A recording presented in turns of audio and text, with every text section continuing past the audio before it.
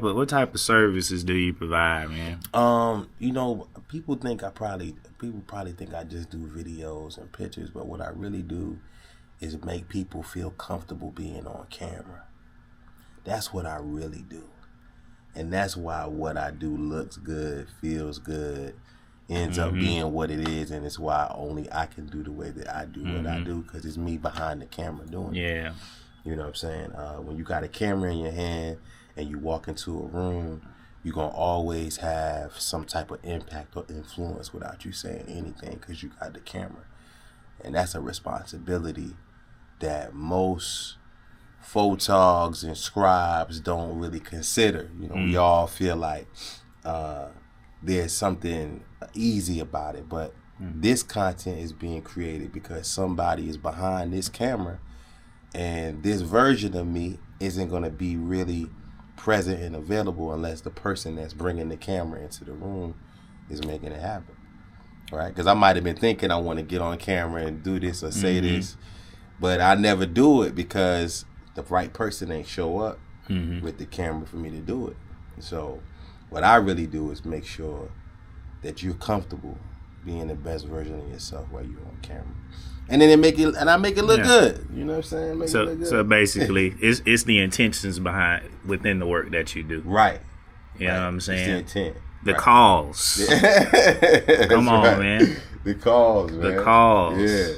You know what I mean? What a lot of people don't understand about the cause or the reason that you're doing anything, it literally determines like the outcome. Right. You know what I mean? Yeah. It determines like how you're gonna feel going through the process. It determines your perception as you go through the process. Of anything, you're gonna like the cause is like the ground, like the foundation of whatever it is you're doing. It's a fact.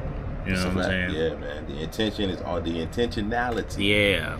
It's in anything you do, it's going to be most impactful, man. Than anything else. Because you could get into a car or go jump on a basketball court and not have any intention of making things happen that's actually ultimately going to happen before you decide to do that.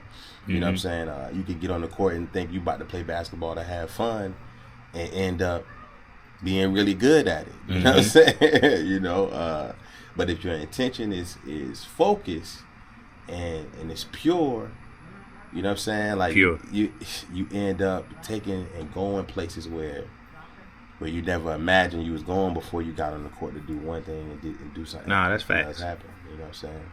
That's facts. Yeah.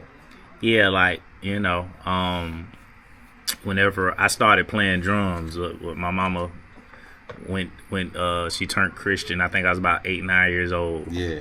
And I was in the church bored, trying not to fall asleep, because every time I go to sleep, I get knocked upside. You know what I'm saying? I was like, all right, I got to find out how to not go to sleep so I don't get knocked upside the head. Right. That was your intent. There's some drums over there. Let me go play these drums. How about that? Let me play these. Can I play these drums, Mr. Preacher Man? Yeah. And, you know, now here I am, you know, producing, recording, writing, right, performing, playing multiple instruments, facts, placements, you know, curating spaces for like-minded individuals, you know what I'm saying? But yeah, you like you said, you never know. Like, you jump on the court, you never know where that might take you. It might take you, man. You know. Yeah, man. And I think that's probably the easiest way to explain what I do, man. Is just trying to find the authenticity and whatever's going on in the art that's already here. You know what I'm saying? Like I always say, God is the dopest artist ever. You know what I'm saying? All we got to do is just come behind him real quick. And that's facts. Right? Like, man, all this glory already here, man. What made me like realize that on a very high degree is like going to the river. Yeah. Like just going and sitting by the river and just looking at what's already God. You know, we ain't really touched too much of this, right? Because you know sometimes we have, as humans, we have a habit of distorting things. Yeah. But going out in nature and like, you know what I'm saying, you might go through a little bit of like the thick of the wilderness, and then you'll walking to this opening and it's like these beautiful flowers and the trees doing some things and the light sitting on it crazy. Facts. Then it might be a little pond and there's reflecting the tree. You know what I'm saying? Like, that was already there. Facts. That was already there. Like, you know what I mean? We could just respect it, man. And, you know what I'm saying? It's certainly me having the right intention. You know, it's certainly taking me to places where I didn't expect, man. You know what I'm saying? Still doing it. 4 years later, 5 years later. Boy, you know time flies. I thought I was just trying to make some videos so I could rap. It has been 4 or 5 years. Yeah, man. I ain't even think about that. Yeah, man. It's so much you can gain, man. Persistence. Yeah, and bro. Consistency, man. Yeah, for sure, man. But yeah, man, storytelling, man, documentary, and just a scribe in general. You know what I mean? Like, I like that word. There's so much you know, missed in the nuances, you know what I'm saying? Like you vlogging right now. This, you know what I'm saying? Like, this is the stuff that people talk about 10, 20 years later. Remember that time? Remember how? Yeah. Right? But that stuff deserved to be captured too. Facts. You know what I'm saying? Yeah. Yeah. That's definitely like the purpose of me getting this, because like I always had like just great moments. Like, you know, no matter what I was doing, you know what I'm saying? I was, you know, be around good people, good times, good conversations. Good energy. Yeah. And, you know, and with all the things I got going on, you know, it's something that I just got to do in order to glue all the pieces together for real. Facts. And, you know. Yeah, man. You got to do what you got to do. You got to, man. And then 95 to 99% of the people that you want to impact, they're on their phone right now waiting for you to tell them what to do. And if you don't make the content, they just gonna go back off their lunch break, go back off their break, and never see you, and never think about it, and never hear you. We live in a digital world, man. Yeah, we do. Yeah, man, we live in a digital world. This probably it's probably Charlie Kirk internet right now.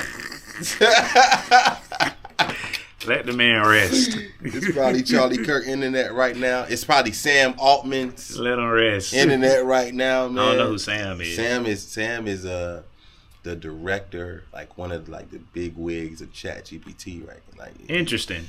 Yeah. So like, what he got going on? So he's got like, he did an interview with Tucker Carlson. You know, okay, I'm aware who Tucker is. Okay, you know Tucker is. Okay. Right. So Tucker is like interviewing him and talking to him about one of the prodigies who helped develop the software, who started whistleblowing and saying that ChatGPT is stealing information from people and try to like basically whistleblow on the whole situation that was going on. Hello, how are y'all? How you doing? What's up? Good. I know y'all are probably busy. It's probably not a good time. Yeah, if you could come back in like 10 minutes, I'm gonna get with you. That's fine. I promise.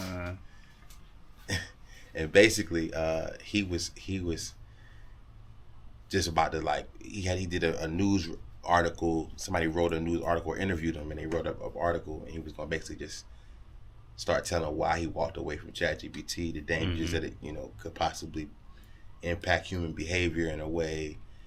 And he was super brilliant, you know what I'm saying, to help develop the software. And then after that article came out, or that news report came out, he was murdered. Oh, wow. So Sanji is like, you know what I mean? He got an Indian mom, an Indian dad, super smart, you know what I'm saying? Worked for a tech company. He's about to start telling, and then he found him murdered. Now, what they said was that he killed himself, right? And shout out to the young man that was in Ohio, from Mississippi, that was hanging from a tree. I think his name was Trey D or D. I don't know what his name is, but I can't remember his name right now. But yeah. The digital world, man, is the wild, wild west, bro. But like, I want to say something though, like, cause that ain't what you how can I explain it? There's a common denominator in that story. You just said, like, it was a guy working at a corporation. Yeah, right, exactly, yeah. And he felt something won't right. He go talking about it, and he magically gets assassinated. Right. Like, how many times y'all gonna do this? Right. Before we start, In all industries and all corporate, like, whether it's the music industry, tech industry, fashion industry, yeah, medical industry, it don't matter what industry it is, right? Yeah. The second somebody get to, going against the grain, yeah, and they don't have like the power to protect themselves or whatnot, yeah, magically get murdered or suicide, or they locked up, or it never got changed, problem with taxes, or like how many times y'all gonna like y'all Prodigy, like people see this. I'm telling you, man, it's like people see this, and then like the second, you know what I'm saying, the second it happens to like a couple months ago that like the billionaire of the, I think it was like a health insurance company or something, get killed. I think so. I'm saying you're aware of the story though. I haven't heard of the story. It was like I want to say it was like a health insurance company, like one of the hired like CEOs or something like that. Yeah, he got he was coming out the building and somebody I don't know, I think they shot him. I can't remember what they did to him, but they got him up out of here. Yeah. You know what I'm saying? And that shook them up. You know what I mean? Yeah. But like due to like now that we're in a digital age and more people are becoming aware of the patterns of these, these people that are, got this that's at the head of these industries and stuff like that. Power, yeah. Like people are becoming aware of like what y'all doing. It's not just it's not just the people. I missed it, like, oh my God. Yeah, it's not just the people that's going down the YouTube wormhole of conspiracies. Like everybody's doing it. Like everybody's is becoming aware of everything. Facts. And you know what I'm saying? You keep doing this to people, your day is coming. Yeah. That's how this reality works. Yeah. People be spooky about karma and the way. Man, listen. This is what you need to understand. Every 10 to 12 minutes, somebody dies by a gunshot in the United States. Every 10 to 12 minutes. And if we don't take responsibility for our own consciousness and the relationship that we have with ourselves, we just gonna be influenced by everything and everybody, man. And people just gonna be dying for the sake of what somebody said on the internet. Mm-hmm. And that's why what I do is so important, man. Even as much as important as it is me being a voice and being an artist, it's important for me to document and scribe, man. Like there's actually real people right here in my community that deserve to be documented, that deserve to be, you know what I'm saying, whose voices deserve to be heard. Yeah. You know what I'm saying? And it's like nowadays we have this complex, like if you ain't famous or you haven't done anything of notoriety, then you don't need to talk. Or people say, well, everybody got a platform now. Nah, not really.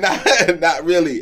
First of all, not everybody want to talk. They got the opportunity to build a platform. Everybody ain't got one. Everybody ain't got one. That's a fact. Yeah, man. So like I just want to be what I do is just countercultural, man. Like I always want to do the opposite of what the world is doing. Yeah. You know what I mean? Because there's some glory there. It's some stuff that the world needs there when you're going in the opposite direction, man. That's why every time something pop up in the news cycle, you see everybody on the internet start trying to talk about that one thing or what's happening. You know what I mean? But it's so much more going on. And it's a lot going on. Honestly, everything is going on. Yeah, man. And it's like we talking about whether or not we sad if somebody died. Man, that man family sad and broken, bro.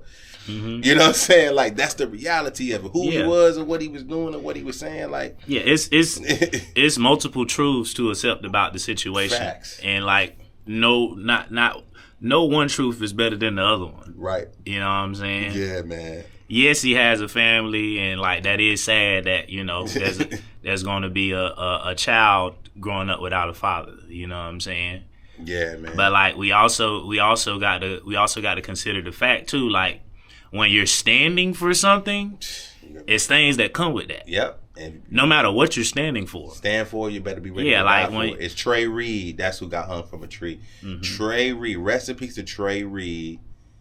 Like. He got hung from a tree at his college, man. When they found his body, He had 2 broken arms and 1 broken leg, hanging from a tree, and then they said it was suicide. You don't break your own arm. How you gonna break your own arms and break your legs, man? Like, we just gotta do better, man, at being the most authentic versions of ourselves, man. And tap and keep living and giving, like my man Olak said. Living and giving. That's it, man. But yeah, I want to back to what I was saying about the when you standing for something and you have an opposing opinion, you know what I'm saying? Like, you can't play with that, you know what I'm saying? Like, when you, especially if it's a polarizing opinion, like you got people feeling some type of way. Right. Like, once you get feelings involved, like, anything can happen. Yeah, man. You know what I'm saying? Anything can happen, you know what I mean? And that's to anybody. Like, no matter what color, what creed, what denomination or whatever it is you on. Right. When you out here yelling and standing on your soapbox, and you got you have a polarizing opinion. Yeah, there are things that come with that, and you need to be prepared for it. Right? Especially when you up on these internets. Yeah, and you can look throughout history. You know what I'm saying? Anybody that was, you know what I'm saying, doing anything extreme, like they was talking anything extreme things happen. Whether it was extreme in a positive way or extreme in a negative way, things happen. Yeah, you know, and maybe it was or was not the shadow government, that stepped in, or maybe it was a local community member. Maybe, yeah, who knows?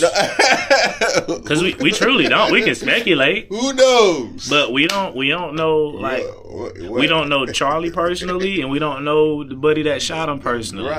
Right. You know, we can speculate and create narratives. Which probably gonna make things worse. But like we genuinely only God truly knows. Yeah, man, we don't know who killed the Srirachi, the young tech prodigy. Yeah, right. We don't know who did it. We just know that it happened. Yeah, in similar situations that happen like that. Right, and it keeps happening. You know what I'm saying? Suspicious. Yeah, man.